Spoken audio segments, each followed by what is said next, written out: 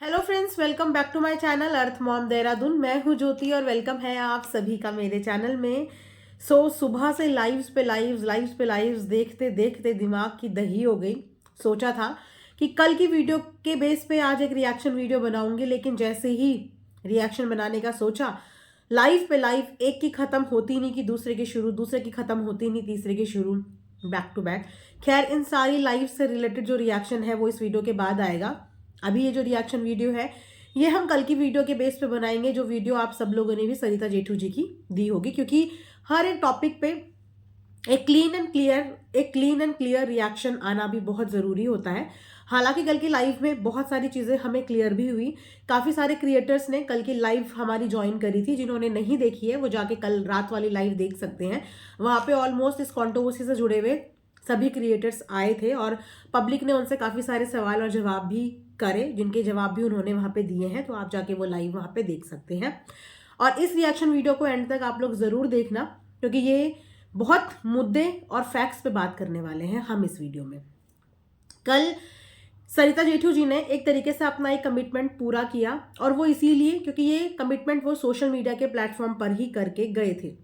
बहुत सारे एलिगेशंस उनके ऊपर लगे थे कि कहीं ना कहीं जनता को ऐसा लग रहा था कि ये बार बार जो है जगत दीदी का सपोर्ट क्यों करते हैं, या बार बार ये जगत दीदी का वर्जन लेके क्यों आ जाते हैं। हालांकि जगत दीदी अपना पक्ष लेके अपनी बात रखने के लिए कभी भी पब्लिक प्लेटफॉर्म पे नहीं आई, लेकिन टाइम टू टाइम एक तरीके से बोलिए उनकी बात को कन्वे करना या उनका पक्ष को मोटिवेट करने के लिए जेठू जी कई बार बहुत लोगों की लाइव में या कमेंट सेक्शन के माध्यम से नजर आए, जिसके पीछे की कहानी अभी तक किसी को पता नहीं थी कि आखिर चल क्या रहा है। हालांकि सरिता जेठू जी एक वो वाले क्रिएटर थे जिन्होंने, जब ये कंट्रोवर्सी का खुलासा हुआ था, तो वो खुद भी 4 एपिसोड्स के साथ अपने साइड से ऑडियंस को क्लियरिटी देने के लिए आए थे, क्योंकि उस वक्त पे कहीं ना कहीं हमारी जो जगत भाभी हैं उनको सपोर्ट की जरूरत थी। और उस समय पे जब डंके की चोट पे सब लोगों ने सबूत अपनी आंखों से देख लिए थे, जिन चीजों के लिए वो कहीं ना कहीं पहले सिर्फ एक शक करते थे, जब सबूत अपनी आंखों से देखा और उस वक्त पे जगत भाभी को सब लोगों ने सपोर्ट किया था। उसी सपोर्ट के दौरान जगत भाभी ने जो बोला सच बोला। जगत भाभी ने क्रिएटर से अपने दिल की बात बोली थी, उनसे शिकायत करी थी। इन सब चीजों पे मोहर लगाते हुए सरिता जेठू जी का वीडियो भी आया था कि यस, उस समय पे जगत भाभी ने हमें भी इस बात के लिए बोला था। वो लड़की उस समय पे परेशान थी। लेकिन आज जो वीडियो हमारे सामने आई है, आई मीन मैं आज बना रही हूँ, कल जो वीडियो हमारे सामने आई है, ये वीडियो पिछले 10-15 दिन से हुई कंफ्यूजन का एक पूरा का पूरा निचोड़ है। तो उनकी स्टोरी के हिसाब से इतने दिन तक वो जो पीछे से उन लोगों के आपस में कनेक्शंस हो रहे होंगे या उनकी बातचीत हो रही होगी आपस में, तो उनको जगत दीदी की साइड से यही आश्वासन दिया गया, या ये बोलिए इमोशनली एक कनेक्शन, क्योंकि उनकी एक बच्ची है। और मैं ये बोलूं कि ये क्रिएटर्स या हम सब आपस में एक दूसरे के कितने भी बड़े दुश्मन बन जाए, लेकिन बच्चों से कभी किसी की दुश्मनी नहीं होती। और जब भी कोई अपने बच्चे को आगे लेके हमसे बात करने आए, चाहे वो हमारा दुश्मन भी क्यों ना हो, तो बच्चे की शक्ल देख के, बच्चे का नाम देख के हमारा दिल पिघल जाता है। वही सब सीन बैक कैमरा सरिता जेठू जी के साथ हो रहा था, क्योंकि सामने वाली बंदी ने अपनी बेटी की कसम का आश्वासन देके उन्हें बोला था कि मैं जो बोल रही हूँ सच बोल रही हूँ। लेकिन दिमाग उन लोगों का भी उस दिन खटका, जिस दिन डंके की चोट पे सोशल मीडिया पे 3 लोगों ने आके ये बयान दिए कि ये लोग बात करते हैं, इसके प्रूफ्स हैं, जिसमें से कि एक जगत भैया की बहन, जगत भैया की वाइफ, और एक इनकी जो दीदी जी हैं जो इनको सपोर्ट कर रही हैं, महिला आयोग वाली दीदी जी, उन तीनों ने सोशल मीडिया पे आके ऑन सोशल मीडिया इस बात पे मोहर लगाई कि ये बात सत्य है, सत्य है, सत्य है। उसके बाद जाके सरिता जेठू जी ने जगत दीदी से भी बात करी कि ये कौन से प्रूफ्स की बात करी, लेकिन जगत दीदी ने अपनी बेटी की कसम खाते हुए उन्हें इस बात का आश्वासन दिया कि ऐसा कुछ भी नहीं है, मैं अपनी बच्ची की कसम खा के ये बात बोल रही हूं कि मैं बात नहीं करती। अगर ऐसा कोई प्रूफ है तो उनको बोलो वो प्रूफ दिखा दे। बच्ची की कसम के आगे 1% हर इंसान सोचता है, क्योंकि उनकी भी इकलौती बच्ची है, और कोई भी माँ अपनी बच्ची की कसम झूठी नहीं खाएगी, ये हम लोग सब सोचते हैं, फील करते हैं। तो इसी भरोसे पे उन्होंने आके सोशल मीडिया पे वो बात बोली। लेकिन अगर सबूत मौजूद थे तो उन्होंने ये भी बात करी कि अगर सबूत मौजूद है तो हम वो सबूत जरूर देखना चाहेंगे। जिन सबूतों के लिए उन्होंने लोगों के पास अप्रोच भी करी, जिसमें से कि मेजर सबूत था वहां पे जगत दीदी की, जगत भैया की बहन के पास और जगत भाभी जी के पास। जगत भैया की बहन को उन्होंने बकायदा कॉल करी, उनसे पूरी कॉन्वर्जेशन करी, सबूत देखने को बोले, दिखाने को बोले। इनफैक्ट महिला आयोग वाली दीदी से भी बात करी, उनसे भी सबूत देखने दिखाने को बोले। ना तो उन्होंने कोई सबूत दिखाए ना देखे, ना ही जगत भैया की बहन ने उन्हें कोई सबूत शेयर करे या दिखाए। लेकिन जगत भैया की बहन ने उनको एक रास्ता बताया कि इतनी इतनी कॉल्स हुई हैं और ये कॉल्स जगत दीदी के फोन से, उन्हीं के नंबर से हुई हैं। आप चाहें तो उनके सामने ये ऑप्शन रख सकते हैं कि वो अपनी कॉल डिटेल्स निकाल के दिखा दें। अगर वो ऐसा करती हैं और उसमें उनका नंबर नहीं आता है, कॉन्वर्जेशन नहीं होती है, तो मैं माफी मांग लूंगी। सबसे अच्छा ऑप्शन था, क्योंकि सरिता जेठू जी इस बात के लिए श्योर थे, उनकी खाई हुई कसम के अनुसार, कि वो झूठ नहीं बोलेगी। उनको ये बेस्ट ऑप्शन लगा कि इससे दूध का दूध पानी का पानी हो जाएगा। अगर ये गलत आरोप है किसी महिला पे, तो चलो वो एक इस आरोप से मुक्त हो जाएगी और एक ट्रांसपेरेंसी ऑडियंस के सामने आ जाएगी।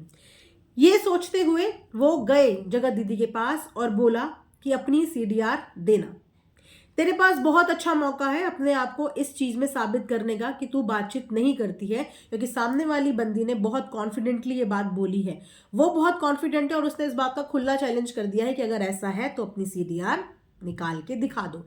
जिस चीज पे जगत दीदी ने हामी भरी और उनसे 2-3 दिन का वक्त मांगा कि मुझे 2-3 दिन का टाइम दीजिए, मैं आपको 2-3 दिन में ये चीजें प्रोवाइड करती हूँ।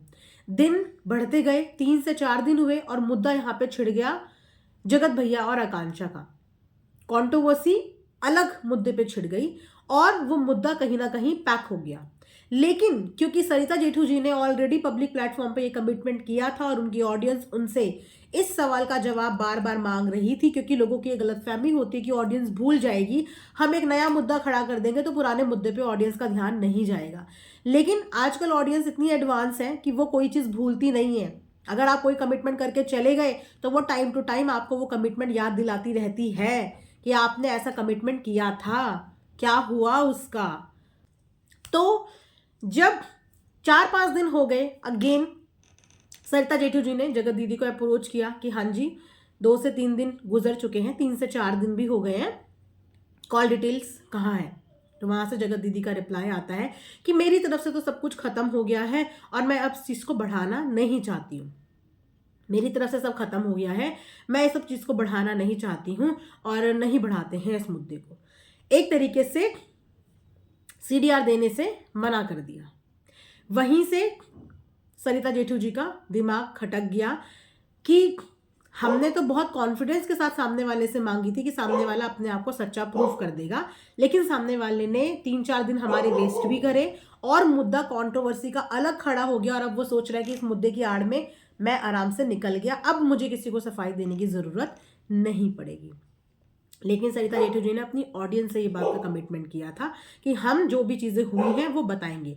4-5 दिन खत्म होने के बाद, वहां से ये जवाब आने के बाद, उन्होंने कल की डेट में ऑडियंस को ये बात पूरी की पूरी बता दी कि पिछले 5-7 दिन से ये चीजें अरेंज हो रही थी और फाइनली हमें ये जवाब मिला कि मेरा मुद्दा तो खत्म हो गया है, मेरा मुद्दा तो शांत हो गया है, अब इस चीज को नहीं बढ़ाना है, अब ऐसा कुछ भी नहीं करना है। अब आप मुझे बताइए कि अगर आपके ऊपर कोई इतना बड़ा मेजर एलिगेशन लगा हो तो सीडीआर निकलवाना क्या एक बहुत बड़ा टास्क है?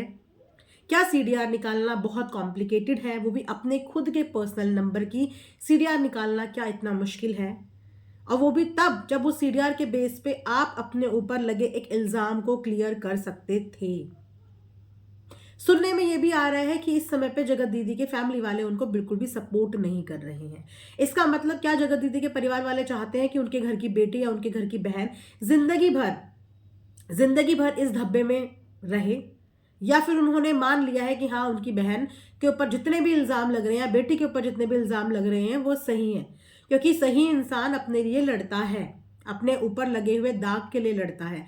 और मैं यहाँ पे सिर्फ ये कंसर्न जता रही हूँ कि अगर वो इन सारे एलिगेशंस में 100% गलत है तो कोई बात ही नहीं है, लेकिन अगर वो इन 100% एलिगेशन में कहीं पे 10% भी सही है तो अपने लिए लड़ना चाहिए था, डेफिनेटली लड़ना चाहिए था। मैंने कल भी अपनी लाइफ में ये पॉइंट रेज किया कि उनके पास एक बेटी है, जो बेटी आज स्कूल पढ़ती होगी, कल को कॉलेज में भी जाएगी, कल को किसी जगह जॉब भी करेगी, अपना कुछ काम भी करेगी और ससुराल में भी जाएगी।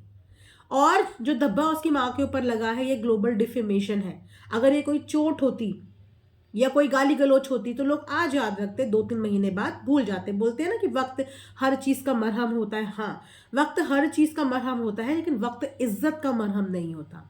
इज्जत पे लगा हुआ दाग आपके ऊपर हमेशा के लिए रहता है अगर आप उस दाग को अपने ऊपर से बेदाग और साफ नहीं करोगे। कानूनी लड़ाई आप ढंग से नहीं लड़ोगे, या आप जिस जगह पे काम कर रहे हो वहां पे अपने आप को क्लियर नहीं करोगे, और इस चीज के प्रॉज एंड कॉन्स कल को उनकी बेटी को भुगतने पड़ सकते हैं। कल को 4 लोग अगर उनकी बेटी से सवाल करें, या उसके फ्रेंड सवाल करे, उसके कभी कोई कलीग सवाल करे, कॉलेज के कोई फ्रेंड सवाल करे, तो उसके पास अपनी माँ के पक्ष में बोलने को हो तो कि आप जो बात कर रहे हो वो बात हम प्रूव कर चुके हैं, मेरी मम्मा ने ऐसा कुछ नहीं किया था। ये फाइट सिर्फ जगत दीदी की नहीं थी, ये फाइट उनकी बच्ची के भविष्य के लिए भी थी, अगर कि वो गलत नहीं थी। लेकिन अगर वो ये सब सबूत नहीं देना चाहते हैं और उनकी फैमिली वाले उनको सपोर्ट नहीं कर रहे हैं, तो दैट मीन्स कि फैमिली वाले इस बात को एक्सेप्ट कर चुके हैं कि हमारे घर की बेटी और बहन पूरी की पूरी गलत है। तो फिर किस बात का सपोर्ट और प्यार भाई यहाँ पे दिखा रहा था?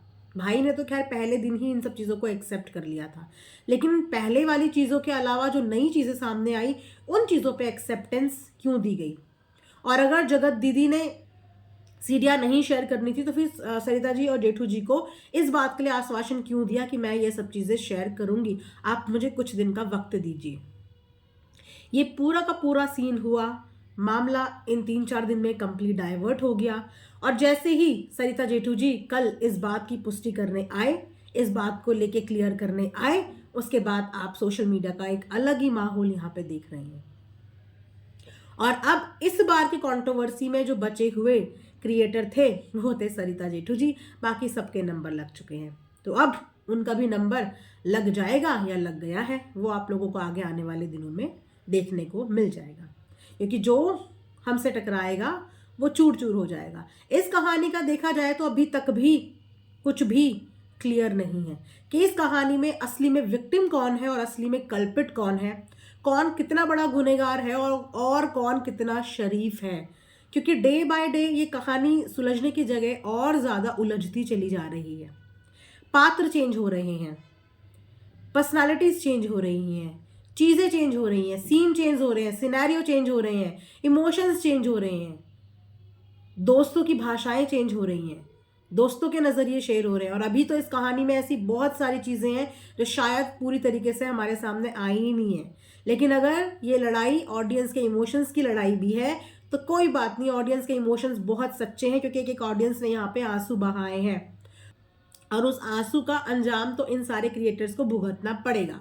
जितने झूठ इस बीच में बोले गए हैं वो एक एक झूठ सामने तो आएगा, और आ रहा है, और भी आएगा। तो यहाँ पे सरिता जेठू जी का मैंने जो कल व्लॉग देखा, उस व्लॉग के बेस पे ये एक पर्टिकुलर पॉइंट जो कहीं ना कहीं हम इतने दिनों में भूल गए हैं, या मुद्दे से भटक गए हैं, या भटकाया जा चुका है, इसके पीछे का क्या रीज़न है, क्या कहानी है। सामने वालों ने अपना सीरियल शेयर करने से कंप्लीटली मना कर दिया, और उसके बाद दोबारा से एक वीडियो के जरिए एन और एस का मुद्दा आया, जहाँ पे एन को कॉल और एस को मैसेज किया गया, ये भी सामने आया। लेकिन फैमिली वालों का इस चीज़ पे ज़ीरो रिएक्शन। कोई फैमिली अब इस मुद्दे पर लेके कोई भी रिएक्शन नहीं दे रही है। अब ऐसा लग रहा है कि अगर किसी ने सामने से सबूत भी मार दिया कि ये दोनों बात कर रहे हैं तो भी कोई रिएक्ट नहीं करेगा। क्यों? अचानक से क्यों? ये वो फैमिली जो इतने से क्लू पे भी इतना ज़्यादा रिएक्ट कर देती थी, आज वो फैमिली इतनी सारी चीज़ें सामने आने के बाद भी उस मुद्दे पे रिएक्ट ही नहीं कर रही है, उस मुद्दे पे ज़ीरो है। ऐसा क्या कॉम्प्रोमाइज़, ऐसी क्या चीज़ें बैक कैमरा हुई हैं या क्या चीज़ें नहीं हुई हैं? क्योंकि आज मैं भी देख रही हूँ कि लीगल बहुत सारे लीगल चीज़ें चल रही हैं, लेकिन जो मेजर लीगल केसेस हो सकते थे बीते दिनों, चाहे वो जगत दीदी की तरफ से हो, चाहे वो जगत भाभी की तरफ से हो, एक दूसरे के लिए, वो लीगल केसेस उस टाइम पे क्यों नहीं लिया गया? क्योंकि वो एक बहुत बड़ा क्राइम था। एक बीवी से उसके पति को एक दूसरी औरत ने दूर कर दिया था, लेकिन जगत भाभी ने उस दूसरी औरत पे कोई एक्शन नहीं लिया। उस दूसरी औरत के साथ जगत भैया ने जो छीछा लेदर मचाई, उस पे जगत दीदी ने कोई एक्शन नहीं लिया। और अब नॉर्मल रोस्ट और गालियों पे लीगल के एक्शन लिए जा रहे हैं। और जो मेजर इश्यूज थे इस पूरी मुद्दे के लड़ाई के, उसमें किसी ने किसी के ऊपर स्ट्रॉन्ग लीगल एक्शंस नहीं लिए। बहुत स्ट्रेंज चीजें हो रही हैं, अजीबो गरीब सी।